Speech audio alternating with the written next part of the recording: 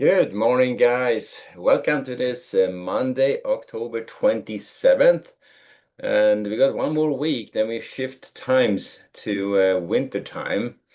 So far, the market is absolutely on fire. I had some news out of China over the weekend and uh, massive gap up on the markets. So far, it's holding on. I would not be surprised if we see a little bit of weakness, a little bit of the pressure on that one right from the get-go as the day session kicks in. But it doesn't have to be like that. They could just keep going.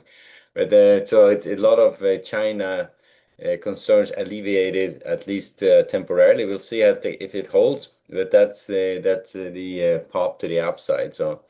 I guess the most of the posturing is over with, and maybe they even have a deal going. So we will find out. But that's why the market is up like it is, and I think it's a pretty good sign that we may have some good stuff to come. I think a little bit too early to just count your eggs just yet. You just have to be see how the day session kicks in and see how the if there's not other news events or news headlines coming out throughout this trip. But if it holds and the Chinese situation is getting a lot closer to a resolution or even a deal, that would be a pretty good kickoff for the markets or a pretty good direction on the markets.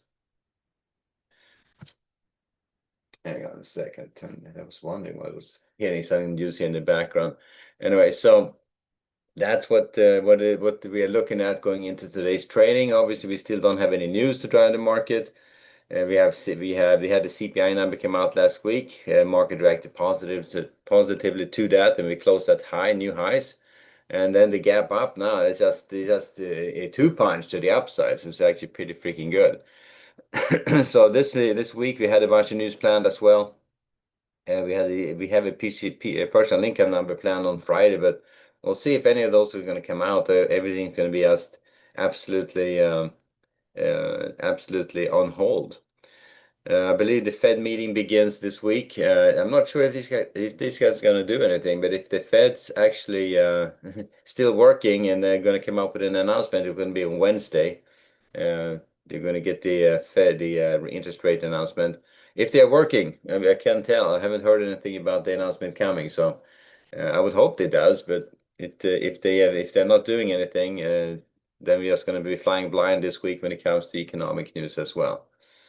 So it's pretty straightforward shot to start this morning. We're starting from the long side of the market, looking to buy a weakness. We have a big gap here, which potentially could get close.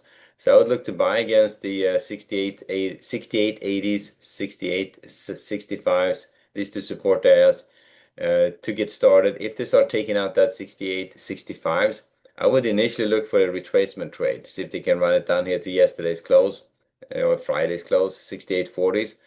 But that's going to be the big question. Of course, sometimes when you get to move like this, it's either going to be they're going to just lean in at the get-go and the market is just not going to even look back. Or we're going to get a little hesitation and then they're going to get some profit taking going on right from the get-go, and then we may see some strength in the afternoon. One of those two things I think is likely to happen. And we will find out if that 68.65 is going to hold or not. If they start taking that out, I would look more for that retracement trade. Just be mindful, it could be a probe to the downside, and like running the stops below the obvious and then reverse it. But if you see a probe and then continuation, I would try a short trade there to see if they can close this gap. And if they don't even look back and they start heading higher, just stay on the long side of this. So pretty straightforward start this morning. As I said, the only big caveat right now is going to be technically from the little gap closure we have in front of us, or potentially in front of us. Other than that, we are in the middle of earnings season, so this week I believe we're going to get a lot of tech earnings. We may get a Fed number come out. We have also news coming out thick and fast from the Trump's China trip, and that's going to be also headlines worth watching. All right. But that's how we get started on the ES. The Nasdaq and the bonds. One market, they a bit backed off a little bit. They're down here to flirting with the 118s again. and they didn't do a huge gap. They did a small gap to the downside, so they're backing off a little bit. I think it's maybe a fear off type or risk off kind of a trade, backing off out of the bonds, maybe back into equities again. So if that's a trend, and they're going to roll back, the fear trade is over, and we're going to start rolling back into equities. I think the market, we may not even see that gap closure on the indices. So starting off range bound on the bonds, we're done in this range, and it's going to trade it as a range bound market. That's kind of the dynamic on the bonds right now. So if I look at my capital flow on the bonds, we are right back here in that lower range, and we're not heading higher. I'm watching this lower edge, the 118 to 117.28 to 118. If that area comes out now, the lows of this overnight session, I think we can run it all the way back down to 116. So they can certainly head back down again. But yields popping up, and bond prices coming down a bit. And if they start trending back above this area, the 118.12 to 14, I think we potentially could see a nice retracement to the upside, but I'm not going to be too excited about a long side until they really start taking out some of these upper areas towards the 119. So starting off looking for to sell strength, 18.12 to 14s, 20s up to the 25s. Looking to buy weakness, 8 is aggressive, 118s down to the 117.28. Below 117.28, I would lean in on the short side and see if they can run it even lower. We'll see how that shakes out. But Nasdaq also even bigger gap up. The big tech stocks obviously massively liking this, and you can see how big of a gap this is, way up there. So they gapped hard, and this is last year we closed at 25,550 after the gap up on Friday, or after the CPI news on Friday and the subsequent strong market. They never made a retracement. Towards the end of the day, they pulled back a little bit from off the highs, but they kind of held at the 500. So that's the normal end of the day profit taking, but nothing concerning going into the weekend. And this we have the same kind of setup here on the Nasdaq. So they're going to buy weakness, 25,800s, 770s, 700s for rotations up. Below the 700s, look for a potential gap closure trade all the way down here to that 550s. So that could be one of those things can get pretty violent. So you see all this gap up and all this potential fluff. Now, if this is there's a pile-on effect right from the get-go, we won't see them try to close this gap. But if they do, if they start running this lower and they start taking out that 700s, look for that retracement trade. Sometimes when you have these pops, you're going to get a little bit of strength here from the get-go. So we'll see. But up to that London close spot, I'm going to still look to buy weakness, 25,800s, 770s, 700s for rotations back up again. And then finally, oil and gold. The gold giving back some. That's not completely unexpected. So they're backing off a bit. And I would trade gold from the short side. Just there was one caveat in that we had to take out this area, this low volume area at the 4,000, 4,015. So this area, the 4,000s up to the 4,030s, we're in that kind of range right now. That has to come out. So if you look at these levels, they were down here bouncing off it. They have been kind of probing that area for a bit, but nothing really been sticky. Now we're down here again. Now, if they take this area out, that 4,000s, it can get pretty ugly on gold. So we're up all the way to 4,400 on gold. Fear of missing out, fear trade. But if the Chinese situation is getting under control, at least in the foreseeable, not foreseeable future, but for the future here, for at least a year out, then I think the market is probably going to see a pullback in gold here, which could be pretty dramatic, and people face and drop their gold. We'll see, but I mean, I would still look there. I would start from the short side, looking to retest these lows. But watch out for that the 4,040s, the 4,025s. These two support areas right now. Those are the closest ones. Both of them comes out.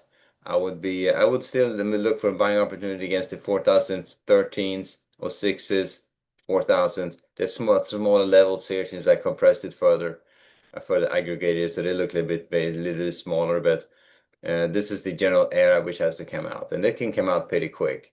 But I mean, right now we have the obvious support area at the 4023s. Look to buy against that for rotations up. Look to buy against the 40s for rotations up. If that both of them are going to hold, we may see more of a range bound day. But watch for if they do take out this support, look out below, stay on the short side.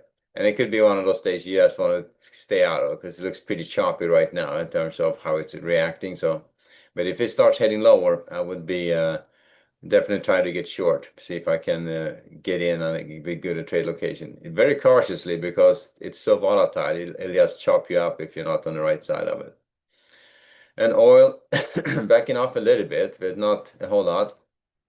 The Russia sanctions situation is still very much leaning and weighing on it, but you can see it. I mean, it hasn't it popped like $5-6 from the lows, and it hasn't really gone crazy by any means. So I'm thinking that this is going to be a temporary little pop here on prices. We may see them start retracing fairly quickly, but we just have to wait and see when they're going to start. So far, they have not quite backed off yet. And if you look at capital flow, we moved from the 57s here all the way up here to the 62s, like $4 or $5. And we haven't really gotten to that 63 level yet. Now, if they hold here, start to see a nice volume edge is holding it.